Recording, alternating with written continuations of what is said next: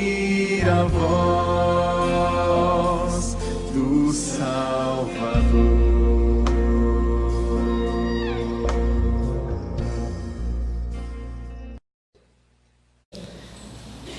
Mas eu vou lê-lo na Bíblia na linguagem de hoje, porque ela é uma versão um pouco mais fácil de entender. Todos acharam? Atos capítulo 27.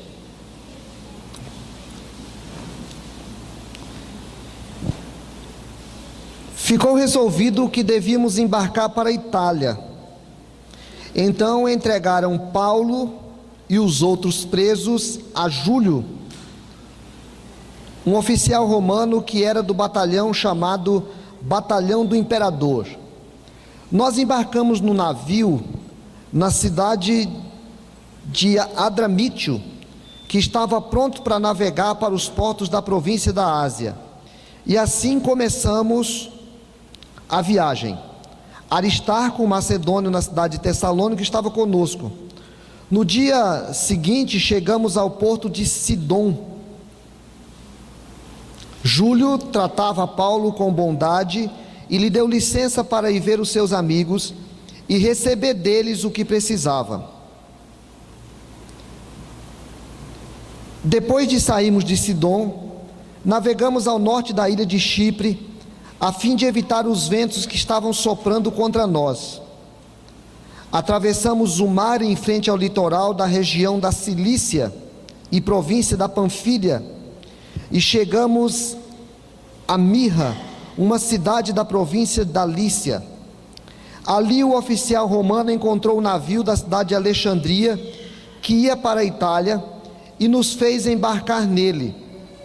Navegamos bem devagar vários dias, e com grande dificuldade chegamos em frente da cidade de Cnido.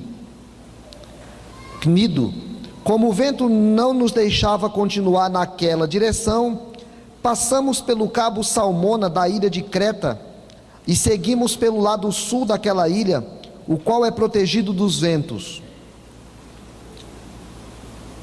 Assim fomos navegando bem perto do litoral e ainda com dificuldade chegamos a um lugar chamado Bons Portos, perto da cidade de Lazeia.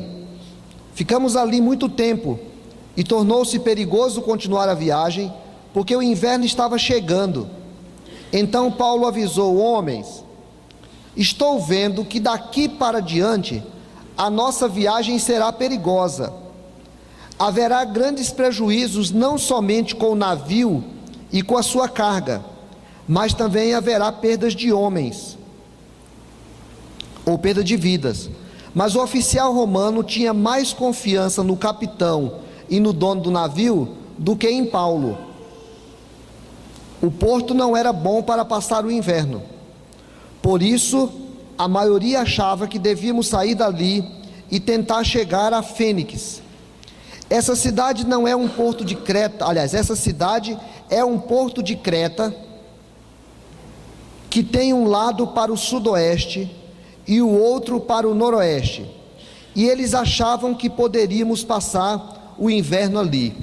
Eu vou terminar essa leitura aqui, depois a gente continua, porque é um texto comprido e eu não quero cansar você. Eu queria só lembrar um pouquinho de alguma coisa aqui, contar uma história para vocês e contextualizar onde é que esse texto aconteceu, o que estava acontecendo ali.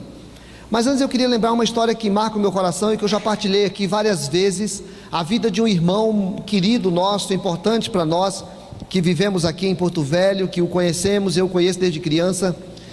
Ele estava com a sua esposa enferma, com um problema psiquiátrico há uma década já fazia 10 anos, e tinha acontecido uma coisa muito ruim com ele aqui na cidade, e eu o levei para pescar na cachoeira do Teotônio. Nem era época boa de peixe, mas eu o levei porque queria que ele descansasse um pouquinho, relaxasse um pouquinho daquela situação tão triste, tão dolorida que ele estava vivendo.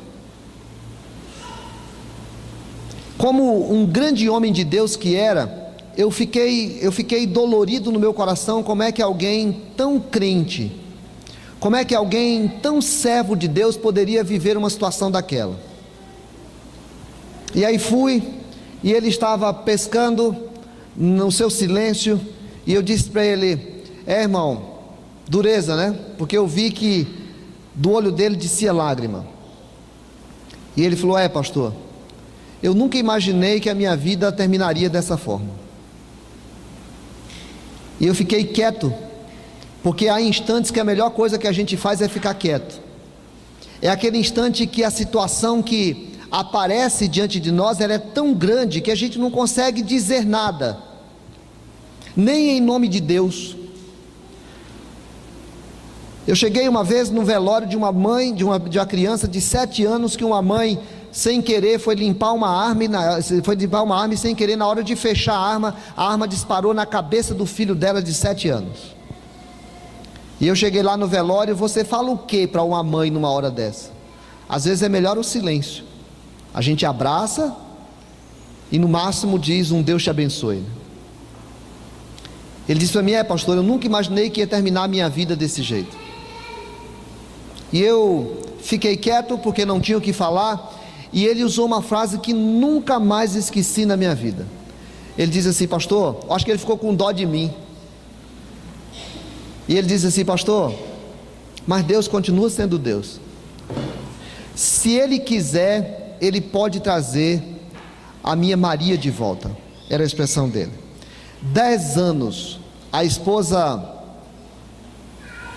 doente, com uma doença psiquiátrica terrível, que a fazia dependente de um tratamento que ela não aceitava. E ele pôde falar aquela palavra que ficou no meu coração: Deus continua sendo Deus. Eu queria tratar isso contigo hoje. Eu queria lembrar o teu coração. Eu quero te dar uma ajuda. Não vou falar em defesa de Deus. Alguém já disse que Deus não precisa de advogado, né? Deus precisa de testemunha. Então eu não vou defender Deus. Eu vou ajudar você. Como pregador da palavra, eu quero ajudar o teu coração, lembrar o teu coração, porque vai chegar um dia, vai chegar uma situação, ou talvez já chegou uma situação que você esteja vivendo e que em algum instante fica perguntando: mas cadê Deus? Se Deus é Deus, por que Ele está agindo assim? Se Deus é Deus, por que Ele faz assim? Se Deus é Deus, por que Ele permite que isso aconteça? Então eu quero lembrar ao teu coração hoje que Deus continua sendo Deus. Apesar das circunstâncias, o apóstolo Paulo estava vivendo um momento complicado para ele. Ele tinha feito todas as suas viagens missionárias, ele tinha se dedicado à causa do evangelho, ele tinha pregado nos mais diferentes lugares, ele tinha feito tudo aquilo que Deus havia mandado ele fazer. E a gente imagina que quando nós fazemos tudo o que Deus quer, agora tudo vai ficar legal, porque o nosso Deus é um Deus bom. Se eu obedeço, Ele faz com que agora tudo fique bem. Porque se eu sou obediente, Deus obrigatoriamente tem que fazer o que eu acho que deve ser feito. E Deus não trabalha dessa forma. Essa não é a forma de Deus agir. Deus não está condicionado pela minha ação. Deus é Deus independente da circunstância, independente da minha ação. Então Paulo agora está no templo, falando. De repente chegam alguns por ali e falam: olha, esse cara é aquele que tem pregado em todo lugar aí, contra o templo, contra os judeus, ele tem falado coisas estranhas, e para atrapalhar ainda, ele tem misturado agora gente de outros povos aqui no templo. Então eles resolvem matá-lo. E vem uma turba e começa a bater em Paulo em praça pública, até que um comandante romano fica sabendo daquela história, vai lá, leva Paulo para um canto, e as pessoas estão batendo, e Paulo fala duramente, porque Paulo vai falar para ele: olha, eu quero lembrar para você que eu sou um cidadão romano. Então, como cidadão romano, eu quero falar com o povo. E ele falou com o comandante em grego. E o cidadão romano tinha direito, ele não podia ser julgado em praça pública daquela forma, daquela maneira, por outros povos. Então Paulo vai cobrar um direito que é dele, fala com o comandante em grego, e aí o comandante permite que ele fale, e ele vai e fala em hebraico. E os judeus ficam calados, porque ele agora começa a falar em hebraico com o povo e fala: gente, olha, eu sou judeu como você. Eu fui criado aqui nessa cidade, eu nasci em outro lugar, lá em Tarso, mas eu fui criado aqui em Jerusalém. Eu fui ensinado aos pés de Gamaliel, o mais importante mestre que havia entre nós.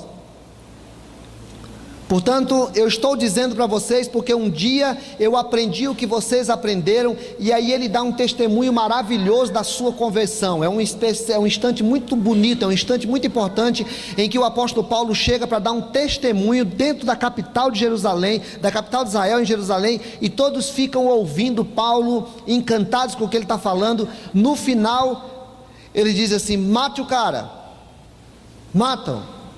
E aí os soldados são obrigados a pegar o Paulo e sair com ele para dentro, porque as pessoas queriam matá-lo mesmo.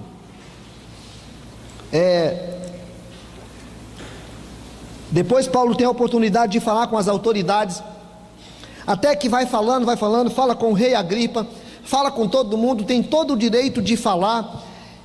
E num dia que ele estava preso, o Senhor chega para ele e fala assim: Paulo, presta atenção numa coisa, não se assuste não, porque você está tendo a oportunidade de dar testemunho aqui em Jerusalém, e eu quero que você vá falar em Roma. Falar em Roma era alguma coisa extraordinária. Falar em Roma era alguma coisa fora da imagem daquilo que nós podemos ter. É como se alguém no interior do Brasil, em algum lugar naquele cantão, um pregador desses leigos que falam nas praças, alguém chegasse para ele e falasse: olha, você vai ter a oportunidade de falar nos Estados Unidos. O Senhor fala para Paulo: Paulo, fica de boa, fica tranquilo, eu sei que você está assustado, eu sei que você está com problema agora, mas fica de boa, porque você vai ter a oportunidade de falar em Roma. Opa! Então agora o apóstolo Paulo pode lembrar que Deus não perdeu o controle da situação. Eu fui missionário a vida inteira, eu preguei em vários lugares, eu não tive a oportunidade ainda de falar em Roma, então eu estou sendo preso agora, porque o Senhor está me dando a oportunidade de falar em Roma. Muito bem, então vou falar lá. Ele fica preso, e depois de todos aqueles dias, de toda aquela história, as pessoas resolvem então levá-lo para Roma. Entregam-no ao serviço de um centurião, um soldado de 100, um chefe de 100 soldados. E aí o centurião pega os seus soldados e vai levar alguns presidiários para Roma, dentre eles Paulo. E aí eu queria lembrar essa primeira coisa: Deus continua sendo Deus mesmo quando a lógica é contra nós. Deus continua sendo Deus mesmo quando a lógica é contra nós. Vamos fazer uma viagem então? Então vamos. Estamos aqui no final do ano 59, mais ou menos no mês de outubro do ano 59. Fazia quase 30 anos que Jesus havia morrido.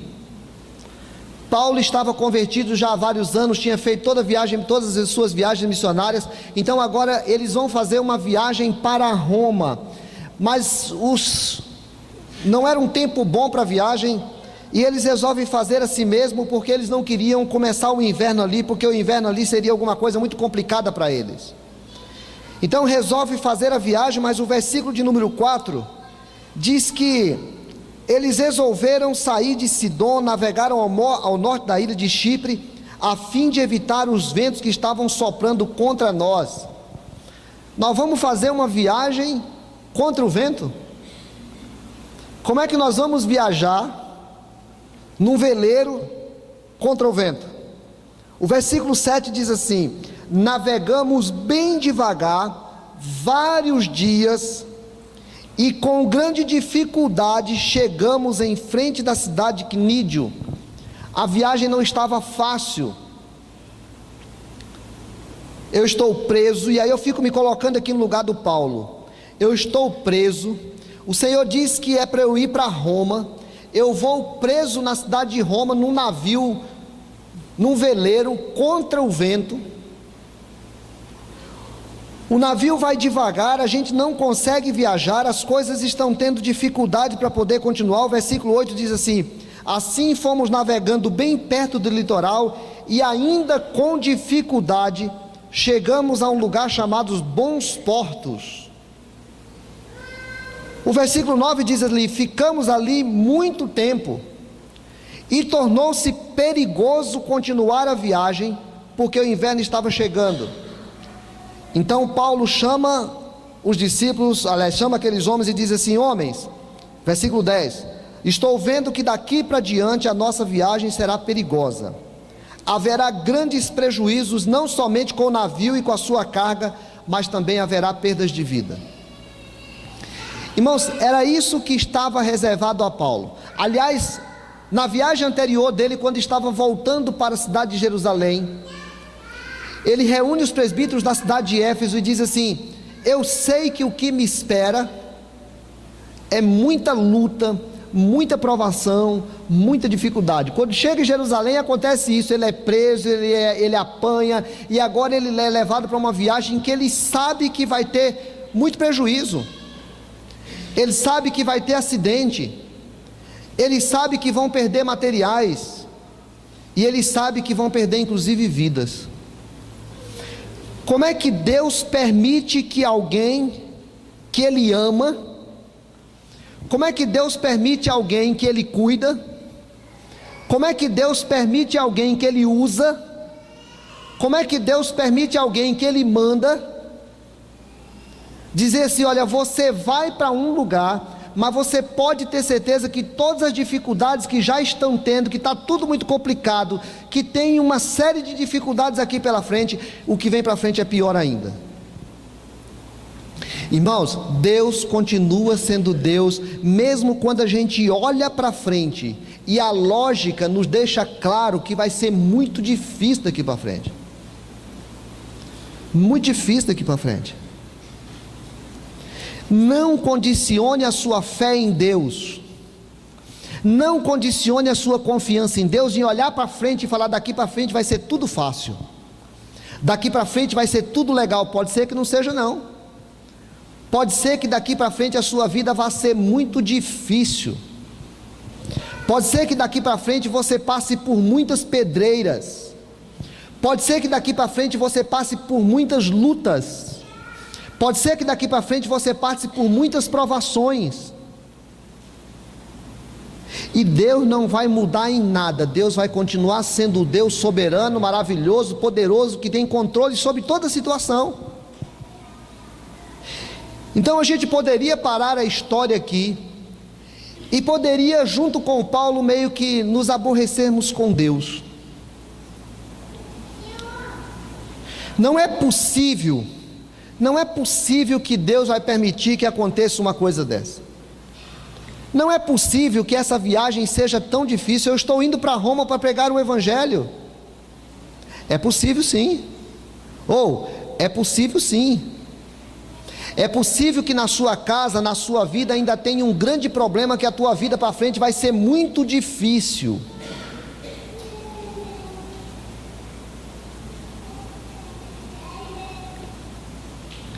São tantas as dificuldades que a gente pode passar por elas, são tantos os problemas que a gente pode passar por eles. Cuidado para você não ficar condicionado por essa teologia do sucesso, que demonstra assim: o meu filho, ele vai ser sempre um filho de sucesso. Pode ser que não, pode ser um filho que vai passar por grande provação. Pode ser que o meu casamento vai ser uma bênção para frente. Pode ser que não, pode ser que você vá passar por grande provação, porque a tua mulher pode ficar com problema mental. Pode ser que meu casamento vai ser uma bênção, mas o seu marido pode ter grandes problemas na vida, e você vai ter que cuidar do seu marido. Eu vou ter saúde perfeita. Pode ser que não, pode ser que você tenha uma doença que fique vegetando numa cama, onde você entende tudo o que está passando e não consegue falar uma palavra, e Deus não vai mudar em nada, porque Deus continua sendo Deus, mesmo que a nossa lógica seja absolutamente contrária. O apóstolo Paulo tinha tudo para nesse instante reclamar de Deus, porque: Senhor, eu não pedi para fazer uma viagem de passeio, eu não pedi para passar um final de semana em Roma, eu pedi apenas a oportunidade de pregar o Evangelho. O Senhor me trouxe, me levou para vários lugares, eu fui pregar, não tive a oportunidade de ir a Roma. O Senhor me trouxe de volta a Jerusalém, eu estou em Jerusalém, fui preso, e o Senhor que inventou esse negócio de eu ir para Roma, não fui eu não. O Senhor inventou o negócio de eu ir para Roma, disse que era para eu ir, agora me bota numa fria dessa. Eu estou numa viagem cheia de dificuldade, Eu estou numa viagem cheia de problema, e agora eu tenho que continuar crendo. Deus continua sendo Deus. Quando você olhar para frente e tiver certeza que vai ter muito problema, Deus vai continuar sendo Deus. Amém? Amém. Deus vai continuar sendo Deus, ainda que você olhe para frente e saiba, vai ter muito problema. Paulo chamou aqueles homens e disse: gente, deixa eu dizer um negócio para vocês, a viagem daqui para frente vai ser terrível. Eu estou percebendo que parece que as coisas vão piorar muito. Parece que ainda vem muita dificuldade. Aí o texto continua a partir do versículo 13. Eu vou convidar você para ler comigo. A partir do versículo 13. Começou a soprar do sul um vento fraco, e por isso eles pensaram que podiam fazer o que tinha planejado. Levantamos âncora e fomos navegando o mais perto possível do litoral de Creta. Mas de repente, a versão de vocês diz um tufão, né?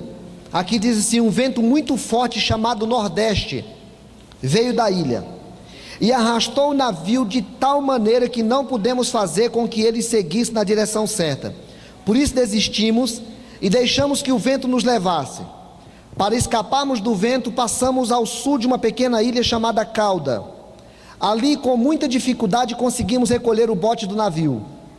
Os marinheiros levantaram o bote para dentro do navio e amarraram o casco do navio com cordas grossas. Estavam com medo de que o navio fosse arrastado para os bancos de areia que ficam perto do litoral da Líbia. Então desceram as velas e deixaram que o navio fosse levado pelo vento. E a terrível tempestade continuou. No dia seguinte, começaram a jogar a carga no mar. E no outro dia, os marinheiros com as próprias mãos jogaram no mar uma parte do equipamento do navio. Durante muitos dias não pudemos ver o sol nem as estrelas, e o vento continuava soprando forte. Finalmente, perdemos toda a esperança de nos salvarmos. Irmãos, tem hora que Deus continua sendo Deus quando a gente olha para frente e vê que a coisa está feia para frente. E tem hora que a coisa que está feia lá para frente chega. A tempestade que Paulo previa, por conhecer bem aquela região, por saber que aquele era o tempo de grandes ventos, de grandes tempestades, a tempestade que Paulo previa chegou. O vento bateu forte no navio, eles tiveram que soltar as velas, eles tiveram que largar o navio, eles tiveram que começar a jogar as coisas do mar, do barco, eles tiveram que passar por aquele momento terrível de vamos dar um jeito de prender o navio, vamos fazer o quê? Porque a tempestade veio, e a Bíblia diz que a esperança de sobrevivência deles acabou. Olhe, não condicione Deus ao momento que você está passando, ou ao momento que você vai passar na vida. A tempestade chega na vida de todo mundo. Já passamos por ela, já a conhecemos, sabemos o que é isso. Todos nós já vivenciamos algumas tempestades horríveis. Lá na frente a tempestade pode chegar de novo, querido. De novo, chegou sobre a vida de Paulo. Paulo estava no navio junto com seus discípulos, com os outros presidiários, junto com os soldados, todo mundo por ali, e o texto fala forte ao nosso coração, porque chega um momento que o texto diz assim, que a esperança de sobrevivência para nós acabou. Sabe aquele instante que a gente olha assim e fala, não tem mais jeito? Já viu aquela situação de você olhar para alguém e falar, não tem mais jeito? Pode ser que não tenha mesmo. Pode ser que não tenha mesmo. Semana passada nós perdemos o irmão da Isa. Sentava sempre por aqui. Sempre por aqui. Quando vinha, sentava por aqui. A Isa teve de vir fazer o velório do irmão dela aqui no domingo de manhã. A mãe da Isa está muito mal, há dias no hospital. Quinta-feira, a dona Gevã, uma das fundadoras da igreja, sentava sempre por aqui, mãe da irmã Eurides, vó dos meninos aqui que cantam por aqui. Teve um AVC, está em estado de coma. Quarta-feira à noite, terça-feira à noite, está em estado de coma. Ninguém sabe o que vai acontecer com ela. Quarta-feira o Caleb foi internado, filho do pastor Cristiano. Na terça também. Eu viajei essa semana, estou com a cabeça meio solta. Eu estava lá em Cacoal, e aí eu vi no Face que o pastor Cristiano estava cuidando do filho dele e também estava internado, porque também teve um problema, estavam os dois tomando soro lá. E vem uma angústia no coração da gente. E eu fiquei pensando, meu Deus, o que está acontecendo? O que está acontecendo? Porque na hora da angústia, na hora que a provação vem sobre nós, na hora que a tempestade despeja sobre a nossa cabeça, na hora que o vento bate forte na nossa vida, na hora que a gente acha que não tem mais jeito, é preciso que a gente evoque o Deus que tem dentro do nosso coração, e nós só vamos conseguir evocar o Deus que cremos, se o Deus que nós cremos está condicionado a estar tudo bem. Na hora que estiver tudo mal, nós não vamos conseguir clamar. Porque eu aprendi que Deus só é Deus quando está tudo bem. Nos velórios eu não vou aprender a clamar, porque eu aprendi que Deus é Deus quando está tudo bem apenas. Há alguns instantes na nossa vida que as coisas não ficam bem, e essa é a hora da gente evocar o Deus soberano, poderoso, que cuida da história, que vai colocar no coração do apóstolo Paulo aquilo que ele já tinha colocado, que ele iria pregar na cidade de Roma. Mas a esperança tinha saído do seu coração naquele instante. Qual é o Deus que você crê? O Deus que você crê permite que aconteça tempestade sobre a vida ou não? O Deus que você crê permite que passe por problemas terríveis na vida ou não? Na hora da angústia, na hora do sofrimento, na hora do problema, você vai continuar crendo que Deus está sentado no alto e sublime trono e que Ele não perde o controle de nada? Você tem consciência de quem é Deus na sua vida hoje? A tempestade não está sobre a sua vida, está tudo bem, que bom. No dia que ela chegar, aquilo que o salmista chama de dia da angústia, no dia que a angústia chegar, você vai continuar crendo que Deus continua sendo Deus, mesmo quando a tempestade vem sobre a vida?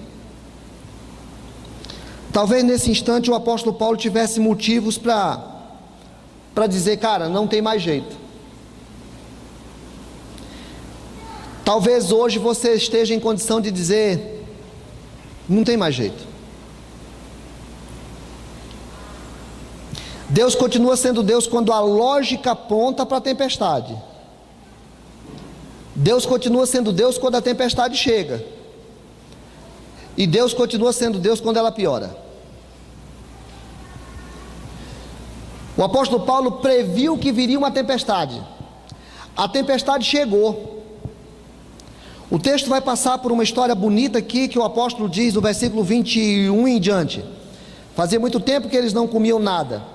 Então Paulo ficou de pé no meio deles e disse: homens, vocês deviam ter dado atenção ao que eu disse e ter ficado em Creta, e assim não teríamos toda essa perda e esse prejuízo. Mas agora peço que tenham coragem. Ninguém vai morrer, vamos perder somente o navio. Digo isso porque na noite passada um anjo do Deus a quem pertenço e sirvo apareceu a mim e disse: Paulo, não tenha medo, você precisa ir até a presença do imperador, e Deus na sua bondade já lhe deu a vida de todos os que estão viajando com você. No meio dessa muvuca toda, no meio dessa tempestade, no meio dessa situação, Deus vem me lembrar que eu tenho de ir para a presença do imperador. Muito legal Deus, né? Ele me coloca para fazer um serviço tão difícil para Ele e me bota num aperto desse. Que Deus é esse que às vezes nos coloca nessa situação para a gente ficar sendo apertado, com uma cana no engenho, que vai apertando a gente? Que Deus é esse? O apóstolo Paulo conhecia esse Deus, pregava sobre ele, chama aqueles homens ali e diz assim: bom, 2 semanas depois, já no versículo 27, 2 semanas depois, à noite, continuávamos sendo levados pela tempestade no mar Mediterrâneo. 2 semanas depois, à noite, continuávamos sendo levados pelo mar, pelo vento, no mar Mediterrâneo.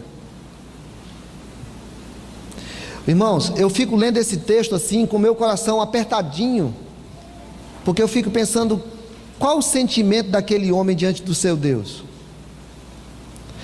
2 semanas depois, eles estavam sendo levados pela tempestade, no navio. E as orações?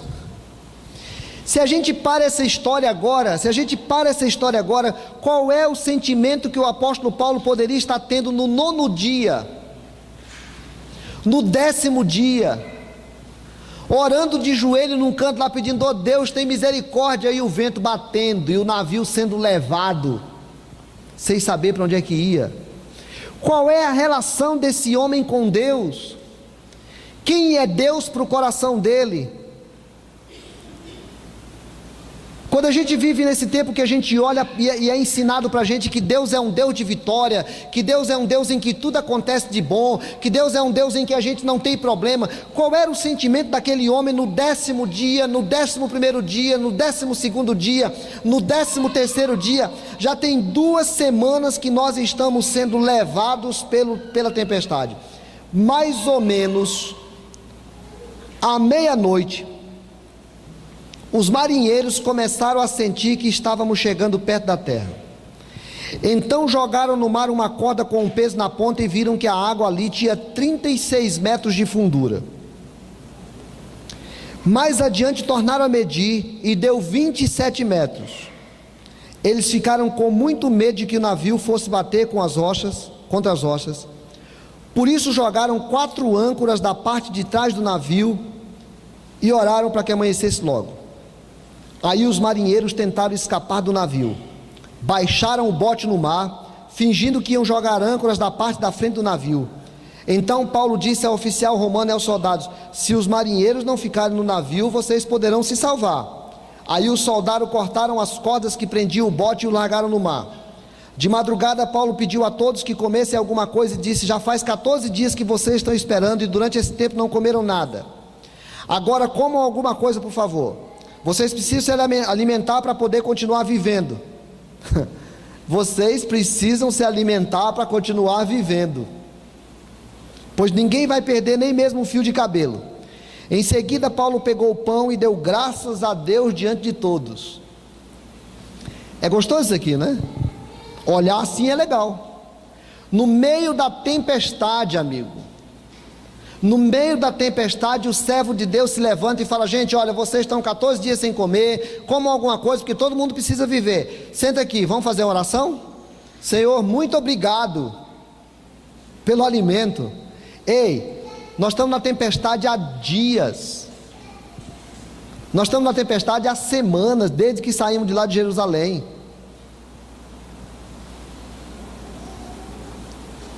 Então eles ficaram com mais coragem e também comeram. No navio éramos ao todo 276 pessoas. Depois que todos comeram, jogaram o trigo no mar para que o navio ficasse ainda mais leve. Quando amanheceu, os marinheiros não reconheceram a terra, mas viram a baía onde havia uma praia. Então resolveram fazer o possível para encalhar o navio lá. Eles cortaram as cordas das âncoras e as largaram no mar e desamarraram os lemes. Em seguida suspenderam a vela do lado dianteiro para que pudessem seguir na direção da praia. mas o navio bateu num banco de areia e ficou encalhado. A parte da frente ficou presa e a de trás começou a ser arrebentada pela força das ondas. Os soldados combinaram matar todos os prisioneiros, para que nenhum pudesse chegar à praia e fugir. Se um prisioneiro fosse entregue para o Viana, se o Viana não chegasse lá com o prisioneiro, ele era morto. Então, os soldados, na hora que eles tiveram que aportar naquela ilha, eles falaram: rapaz, vamos matar logo esses presos aqui, porque pelo menos a gente tem como provar que eles estavam conosco. Mas o oficial romano queria salvar Paulo e não deixou que fizesse isso. Pelo contrário, mandou que todos os que soubessem nadar fossem os primeiros a se jogar na água e a nadar até a praia. E mandou também que os outros se salvassem, segurando-se nas tábuas em pedaços do navio. E foi assim que todos nós chegamos na terra são e salvos. Depois tem toda a história de eles na ilha de Malta, que nós não vamos meditar aqui. Mas eu queria pensar, irmãos, assim: tá, eu vou pregar em tal lugar, beleza, Senhor, eu vou te obedecer. Mas, Senhor, mas viajar nessa época não dá. É lógico que não dá, mas eu quero que você vá, porque eu sou Deus. Senhor, mas vem uma tempestade aí para frente, eu sei, mas eu quero que você vá. De repente a tempestade chegou, e depois ela piorou, e ela só foi piorando, piorando, piorando, até a hora que os soldados chegaram à conclusão que era melhor matar todos aqueles presidiários. E o apóstolo Paulo continuou crendo que ninguém ia morrer, porque eles iam continuar a viagem que tinham para fazer. Sabe, irmãos, eu estou convidando você hoje para, quem sabe, estar lá na beira do rio Madeira, com alguém seu com um problema psiquiátrico horrível, sem sarar, ou com uma doença incurável. Eu estou convidando você para se colocar lá na beira do rio Madeira, com seu coração profundamente machucado por uma situação terrível que você teve de passar. A tua mãe está a ponto de morrer, o teu filho está com uma doença horrível, você está passando por uma dificuldade tremenda, e você está na beira do rio parado pensando em Deus. Quem é Deus? Você vai dizer: Senhor, o Senhor continua sendo Deus. Você acreditará que Deus continuará sendo Deus quando as coisas estiverem dando tudo errado na tua vida?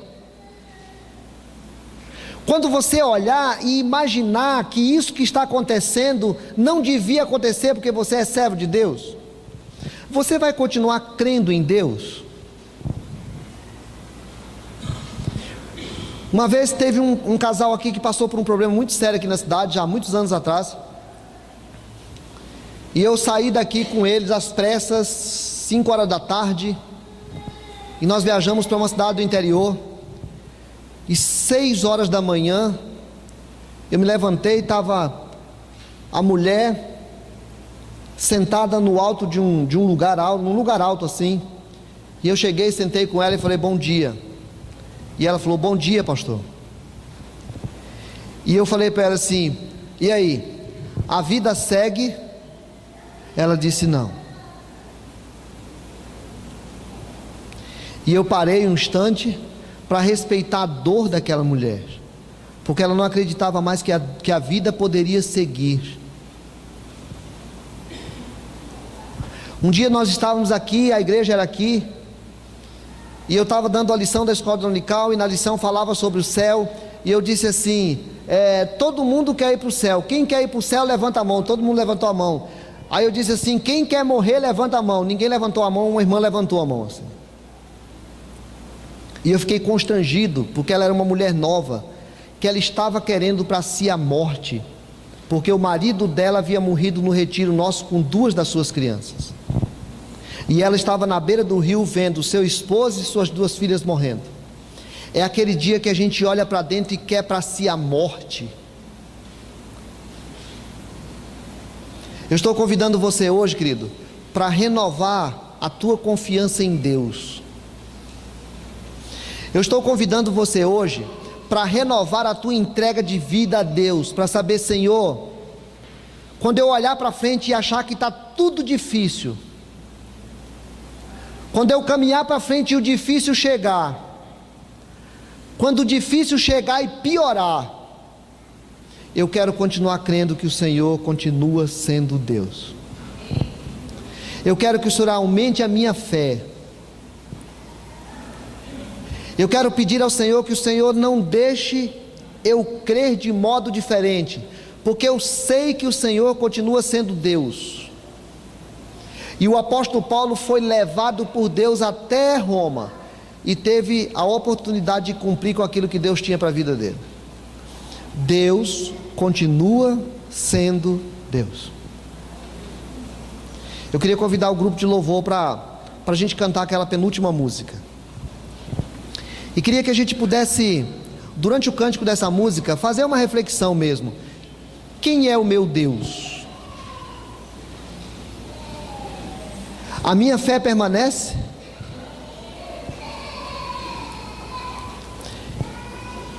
A melhor coisa que a gente faz, sabe o que é, irmãos? O salmista diz assim: uma coisa peço ao Senhor e a buscarei, que eu possa morar na casa do Senhor todos os dias da minha vida, porque no dia da angústia Ele me ocultará no seu pavilhão.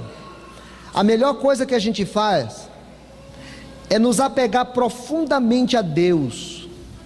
A melhor coisa que a gente faz é buscarmos a palavra de Deus. A melhor coisa que a gente faz é orar muito a Deus, orar desesperadamente. A melhor coisa que a gente faz é se apegar profundamente à palavra de Deus de um modo desesperado, como se a tempestade já tivesse chegado, porque no dia que ela chegar, a nossa fé vai estar fortalecida. Então, o tempo que a gente tem para buscar o Senhor se chama hoje. O tempo que a gente tem para fortalecer a nossa fé e a nossa comunhão com o Senhor é hoje. O tempo que a gente tem para declarar nosso apego, nosso amor, a nossa dedicação, a nossa confiança no Senhor é hoje. Porque no dia da nossa provação a gente vai se sentir acolhido por Deus, cuidado por Deus. Então, a palavra de Deus é o alimento para a nossa alma no tempo da provação. Porque na hora da provação, o que nos sustenta é a fé. Porque a Bíblia diz que a fé é a âncora da nossa alma. A tempestade vem, querido, portanto, se apegue ao Senhor. Por isso a Bíblia diz: buscai ao Senhor enquanto se pode achar, invocai-o enquanto está perto. Vamos ler de novo, vamos falar isso junto? Buscai ao Senhor enquanto se pode achar, invocai-o enquanto está perto. Amém.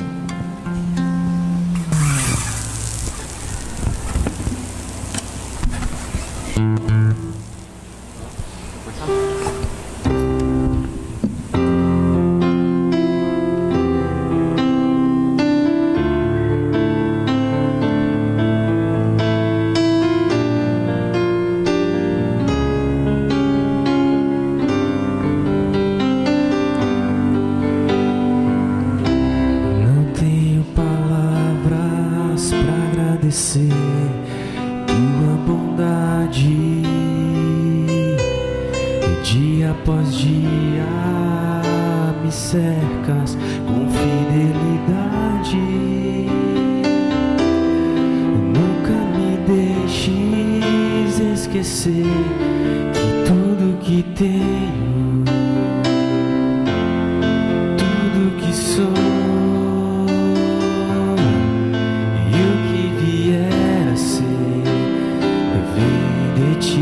Senhor. Não tenho palavras para agradecer tua bondade. Dia após dia me cercas com fidelidade. Nunca me deixes esquecer que tudo que tenho,